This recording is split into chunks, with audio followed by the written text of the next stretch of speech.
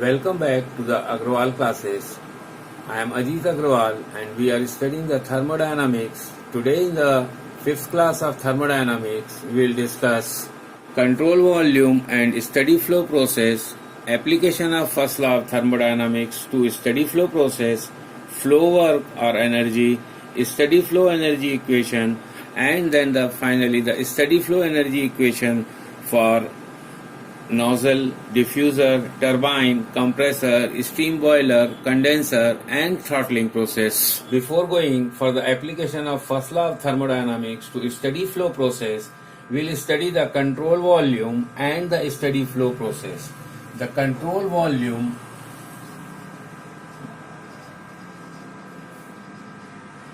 this we had studied when we had studied the system. Whenever we are considering an space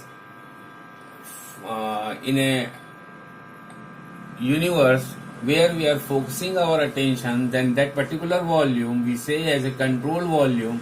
Say in case of an example, consider this is a turbine. In this case, the steam is entering from one end and is going out at the other end, and it is producing some mechanical work, and then this mechanical work is converted into electrical energy. So in this particular case, this one side is the open side from where we are entering the steam into the turbine, and from this side we are leaving the steam from the turbine.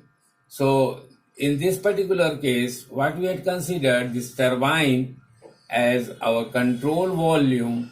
In this control volume, here we are having an opening, so we can say this is an imaginary boundary, and at the exit also somewhere we are having a place to leave the steam. So at that particular point also we can say it is an imaginary boundary. If we consider some other example, say of the compressor, then again in case of a compressor, from some point we are taking the air in, and at some point we are supplying the air out, and we are supplying some mechanical work by means of a motor. So in this particular case, this particular volume is our control volume, but in this case here it is an imaginary boundary because the mass is entering here and mass is going out at this place. So in case of a control volume, we can say it is an imaginary space or maybe a real space in the universe where we are focusing our attention, and this particular system is an open system. This system is an open system where you will be having somewhere the imaginary boundary in the system.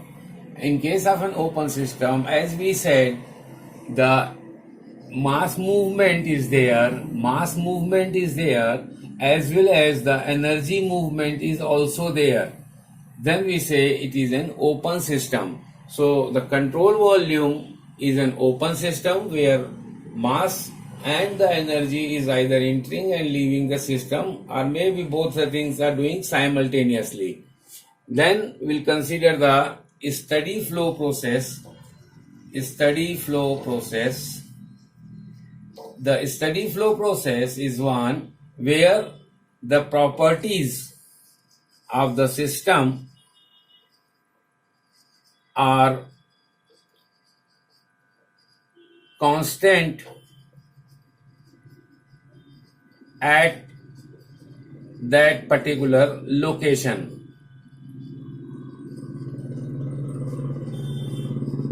Like here, if I am saying the steam is entering at 10 bar and say 300 degrees Celsius, then maybe at this point, at this stage, the steam may be having a pressure of 8 bar and temperature of 250 degrees centigrade. At this point, maybe the pressure is 4 bar and temperature is 150 degrees Celsius or 160 degrees Celsius. And at this point, maybe the pressure is around 0.5 bar and temperature is say around 80 degree or 90 degrees Celsius. Okay, so in that particular case, when we consider it's a steady flow process, that means same amount of mass is entering in the system as m dot kg per second is the unit, and the same quantity of mass is leaving out of the system as m dot kg per second. And the condition of the stream at some particular place, if I am considering at this point the 8 bar and 250 degree centigrade, at this point 4 bar and 160 degree centigrade, at this point 0.5 and 80 degree centigrade. So the condition at this particular point will remain constant irrespective of the time. Then only we say it is a steady flow process. Or we can say another example. If I am having a tap, and from this tap, when I am opening this tap, water starts flowing and slowly it starts increasing, and when I open it fully, then the quantity or the velocity of the water at this point remains constant irrespective of the time. But as I am opening this valve, the velocity is gradually increasing. But after some time, when I open this valve completely, the velocity remains constant. Or if I open it half, then from the 0 to half, the velocity is gradually increasing. But as I stopped at the half position, then the velocity of the water also remains constant. So we say it is the steady flow process, that the parameter or the properties of that fluid is not changing with respect to time at that particular place. The property is changing continuously, but at the other places. But any particular place, if we are considering, the property of that particular substance remains constant. Then we say it is a steady flow process, that the parameters are independent of the time. They are not dependent on the time. Now we'll consider the flow work or the energy. As we said, the flow work is in case of an open system or in case of a control volume. So here, say we are having a certain system, and in this system we are supplying some mass of the fluid, and some mass of the fluid is going out of the system. But if we are considering the steady flow process, then the mass of the fluid entering into the system kg per second is equals to the mass of fluid going out of the system when we are considering the steady flow process. So at this particular time, if we are considering this element, a small element at the inlet, the pressure is P and the volume is V1. So to push this one inside the system, we need to do some work. That work will be equals to P into V, or P1 V1. This is the work done, work required to push this fluid in the system. So this work is known as the flow work. Similarly, when the fluid is going out of this, at this point say it is P2 and V2, then the work we are getting is P2 V2 as the fluid is going out of the system. And the fundamental equation for deriving the work done during the flow process is given by the work done is given by the minus V dP.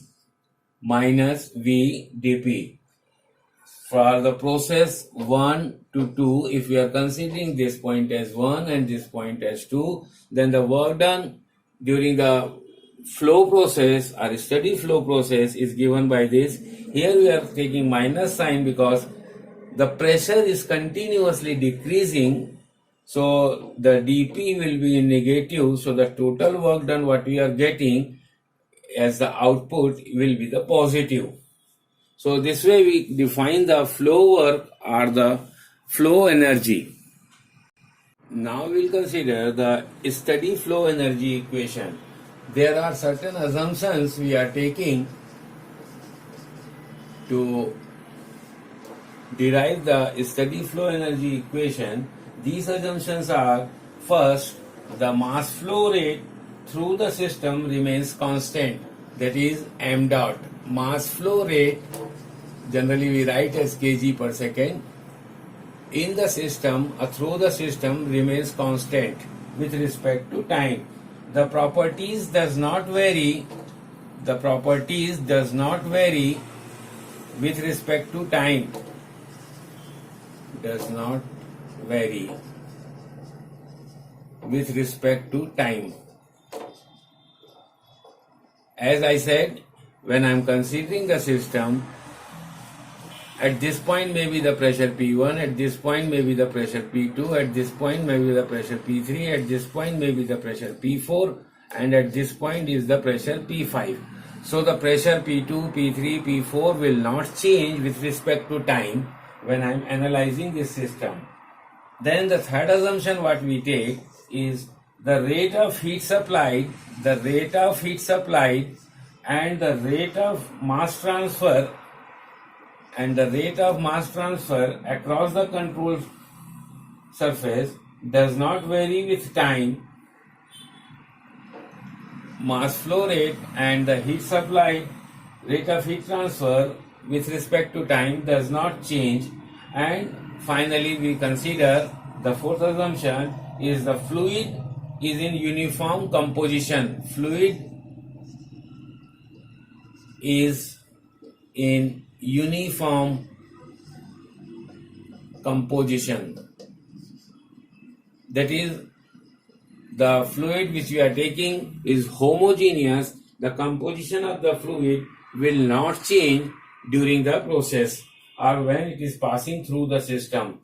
Then now we will derive the steady flow energy equation. So we will be considering different parameters. Say P is the pressure, V is the specific volume, that is meter cube per kg, C is the velocity, U is the internal energy, A is the area, T is the temperature, and M1 is the mass flow rate, or M is the mass flow rate, Z is the height with reference to our reference point, and H is the enthalpy. So these are the parameters which we are going to consider in case of an steady flow process. So here we have written down the equation, the steady flow energy equation on the basis of joules per kg, and this equation we had written down the steady flow energy equation on the basis of joules per second. And what we had considered, that you have to keep always in your mind, when we had considered the system, the Q here we have taken which is entering into the system, and W we had taken as whatever the work we are obtaining from the system. So simply you have to take, if some work you are supplying to this steady flow energy equation, then you have to write here minus W. Or if some heat is rejected by the system, then here you have to write that amount as minus Q. That you have to remember while studying this equation or while deriving some other application of this. So now we will start for the nozzle and diffuser. So let us first consider what is nozzle. A nozzle is a device that increases the velocity of a fluid at the expense of pressure, like we are doing in the Pichkari. A diffuser is a device that increases the pressure of a fluid at the expense of velocity. So that is the nozzle and diffuser. Nozzle is to increase the velocity and diffuser is to reduce the velocity. And when we are increasing the velocity, we are increasing it because at the expense of pressure, and when we are diffusing or we are reducing the velocity, then the pressure increases. So for the nozzle and diffuser, both the cases, Q and W are 0, because the nozzle and diffuser is a device where the fluid flows such a fast that there is no heat transfer, and that nozzle and diffuser are the stationary parts, so there is no work done. Now let us consider the steady flow energy equation for turbine and compressor. The turbine we are representing like this. The fluid is entering and fluid is going out. This is the turbine, and the turbine is giving me some mechanical work, or we can say some work, and that work may be converted into an electrical energy by means of connecting an alternator. At this point, the energy entering in the fluid is H1, and here when it is going out it is H2. And similarly, in case of a compressor, the compressor is represented by this figure, where at the inlet the volume is high and at the exit the volume is low. So at the inlet it is H1 and at the exit it is H2, and to run this we have to supply some work into the system. Here we are getting some work out, but here we are supplying some work, and in both the cases we consider that these walls are insulated, so there is no heat transfer. The Q is 0.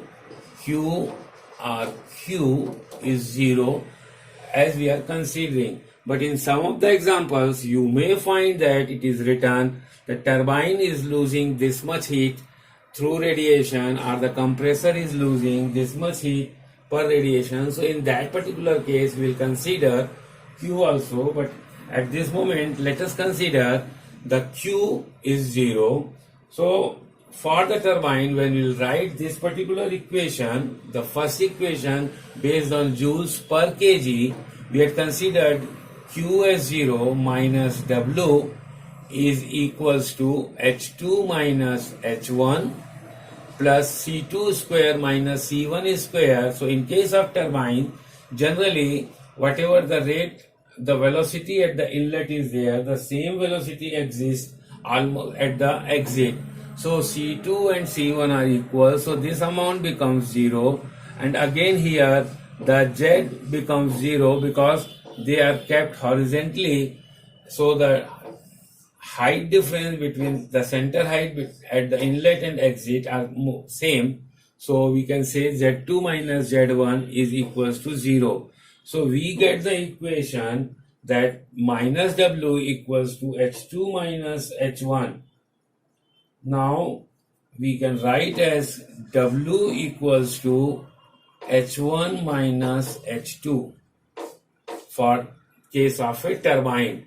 Here we can say that W is equals to H1 minus H2.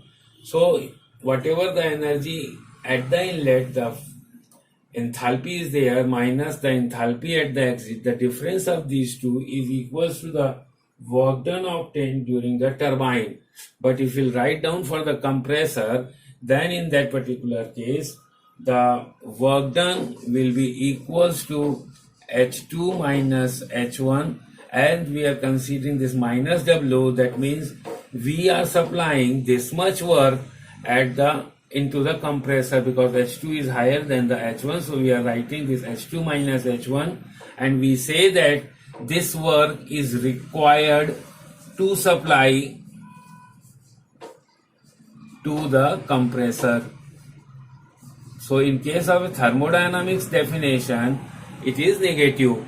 This quantity is positive, but actually this quantity as per the sign convention is negative. So either you write this W work is required to supply, or you simply write the work done during the compression process is minus W, that is this one. So that automatically consider this work you are supplying to the compressor. Next we will consider the throttling process. In the throttling process, the heat supplied or heat rejected by the system is 0. The work done is also 0. So, and the change in kinetic energy and change in potential energy between the inlet and exit point is 0.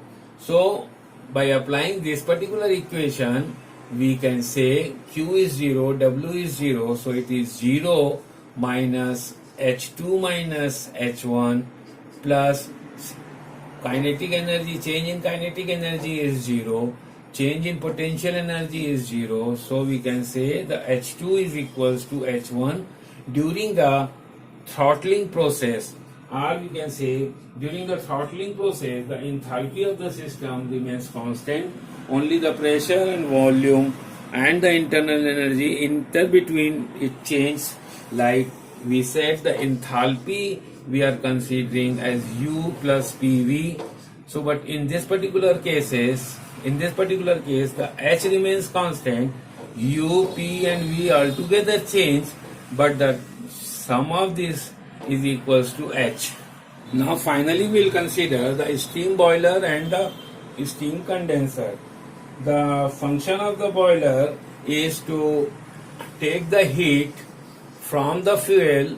We are burning the fuel and the heat is liberated, and that heat is absorbed by the by the heating water, and this water is converted into steam, and this steam is supplied to the steam turbine. So in this particular case boiler, it is a device which is absorbing the heat, but as such there is no moving part. So in case of a boiler,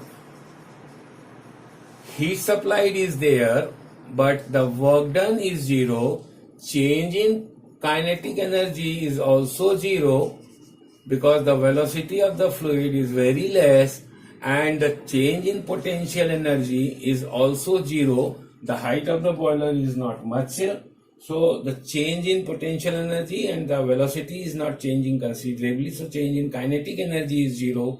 There is no moving part, so the work done is 0. So we can write this equation as Q is equals to m dot H2 minus H1. This is 0, this is 0, so it is joules per second. So whatever the amount of heat we are supplying into the boiler, that is changing the enthalpy at the inlet point H1 and at the exit point H2. It is increasing for the mass flow rate, whatever m dot is the mass flow rate. So this is the general equation for the application of a boiler. Now let us consider for the condenser. The equation remains same, but in this case only the heat as we have supplied in case of a boiler into the boiler, but here in case of a condenser we are taking out of the heat from this steam in a condenser. Condenser is a device where low pressure steam from the turbine comes and it condenses. So it is losing the latent heat of the steam and converting that steam into water. So the volume of the steam reduces. So the condenser is a device which is rejecting the heat.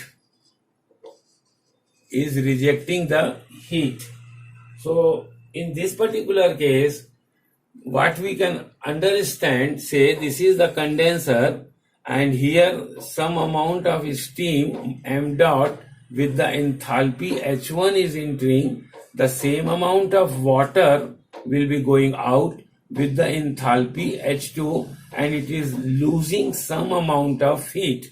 So as it is losing some amount of heat, in the equation we will write minus Q equals to, at the inlet point m dot H1 minus H2 at the exit point, and change in kinetic energy and change in potential energy is 0. So we can say Q is equals to m dot H2 minus H1, that is amount of heat rejected. Q will be m dot H2 minus H1. This quantity will come out to be a negative quantity. That means this amount of heat is rejected by the system. So this is the general equation for the condenser. So this way what we had considered today, we had considered the control volume and what is meant by the steady flow process, and then we had derived the steady flow equation these two equations, and then we had applied or we had simplified these two equations for the nozzle and diffuser, turbine and compressor, steam boiler and condenser, and for the throttling process.